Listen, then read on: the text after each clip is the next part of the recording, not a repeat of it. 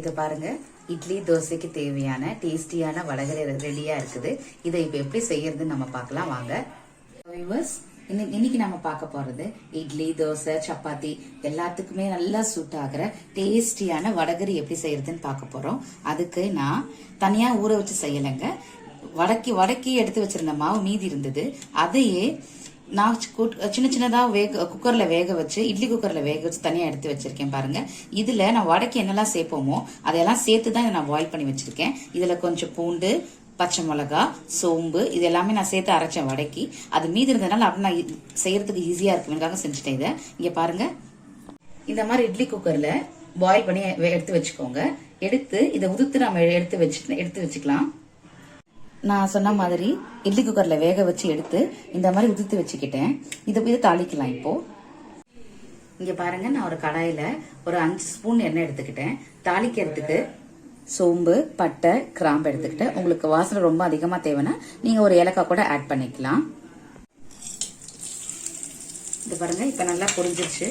இதுல நான் 2 பெரிய வெங்காயம் பொடி பொடியா கட் பண்ணி எடுத்து வச்சிருக்கேன். அதை சேர்த்துக்கலாம். இப்போ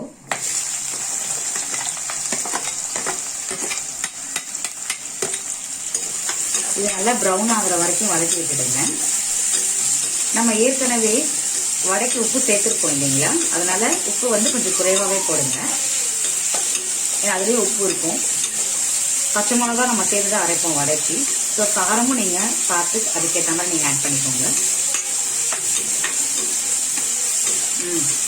இதை பாருங்க, நல்லா வெங்காயம் ப்ரௌனாக வதங்கிடுச்சு. இப்போ நான் ஒரே ஒரு தக்காளியாக எடுத்து வச்சிருக்கேன். சின்ன தக்காளியாக எடுத்துக்கோங்க, இல்லைன்னா புளிப்பு ரொம்ப ஏறிடும்.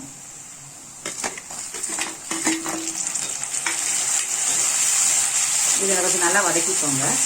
நான் லைட்டாக உப்பு ஆட் பண்ண போறேன், ஏன்னா வடமாவோட ஏற்கனவே உப்பு இருக்கும். இதை பாருங்க, ஒரு 1/2 ஸ்பூன் மட்டும் உப்பு சேர்த்துக்கிறேன். தேவைன்னா நம்ம அப்புறமா கூட சேர்த்துக்கலாம். வெங்காயத்துக்கு நல்லா வதங்கிடுச்சு. இப்போ நான் 2 ஸ்பூன் இஞ்சி பூண்டு சேர்க்க போறேன். இதுல இது நல்லா வாசனையாகவும் இருக்கும், டேஸ்டாகவும் இருக்கும். நல்லா இஞ்சி பூண்டை எண்ணெய் பச்சை வாசனை போடுறதுக்கு நல்லா எண்ணெயில வதக்கிக்கோங்க. இப்போ இந்த எண்ணெயிலேயே நம்ம மிளகாத்தூள் சேர்த்துடலாம். அப்போதான் அந்த பச்சை வாசனை போயிடும். ஏன்னா ஆல்ரெடி நம்ம இந்த கடலைப்பருப்பு நல்லா வேக வச்சிட்டோம் இல்லைங்களா, ஸோ ரொம்ப நேரம் வேக வைக்க மாட்டோம். ஸோ நான் இதுக்கு ஒரு 1.5 ஸ்பூன் மட்டும் சேர்த்துக்கிட்டேன் மிளகாத்தூள். இதில் எல்லாமே கலந்த மிளகாத்தூள் தான், தனி மிளகாத்தூள்லாம் கிடையாது. உங்களுக்கு இன்னும் காரம் நிறைய தேவைன்னா நீங்கள் தனி மிளகாத்தூள் நீங்கள் ஆட் பண்ணிக்கலாம். இதை பாருங்க, நல்லா எண்ணெயில வதக்கிட்டேன். எண்ணெய் தனியாக பிரிஞ்சு வந்துருச்சு பாருங்க. இப்போ இந்த டைம்ல நம்ம உதுத்து வச்சிருக்கேன் அந்த கடலைப்பருப்பை நம்ம சேர்த்துக்கலாம்.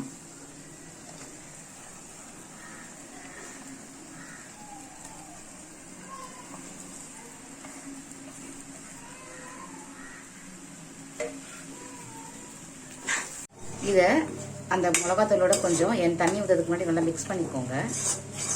நல்லா ரெண்டும் மிக்ஸ் ஆகட்டும். அதுக்கப்புறமா தண்ணி கொஞ்சம் ஆட் பண்ணிக்கலாம். அந்த தண்ணி எதுக்காகனா அந்த மிளகாத்தூளுடைய பச்சை வாசனை போகணுன்றதுக்காக தான். ஏன்னா இது ஆல்ரெடி வெந்த கடலை பருப்பு தான். ஸோ ரொம்ப நேரம் வேகணுன்ற கட்டாயம் கிடையாது. பாருங்க, நல்லா மிக்ஸ் ஆயிடுச்சு. இப்போ நான் இதில் 1.5 டம்ளர் தண்ணி ஆட் பண்ணுறேன்.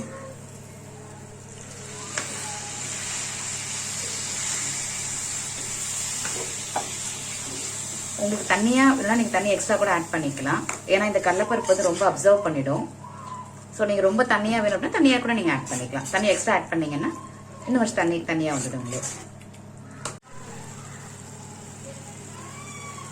தண்ணி ஆட் பண்ணிட்டு ஒரு 10 மினிட்ஸ் விட்டுடுங்க. நல்லா கொதியட்டும். கொதிஞ்சதுக்கு அப்புறமா இதில் கொத்தமல்லி, கருவேப்பிலை போட்டு நம்ம இறக்கிடலாம். அவ்வளோதான். இதை பாருங்க, ரெடி ஆயிடுச்சு. இப்போ இதுக்கு மேலே எடுத்து வச்சிருக்க கொத்தமல்லி, கருவேப்பிலையை போட்டு இறக்க போறேன். சுட சுட இட்லியும் ரெடியா இருக்கு. சாப்பிட போறோம். நீங்களும் வாங்க, சாப்பிடலாம்.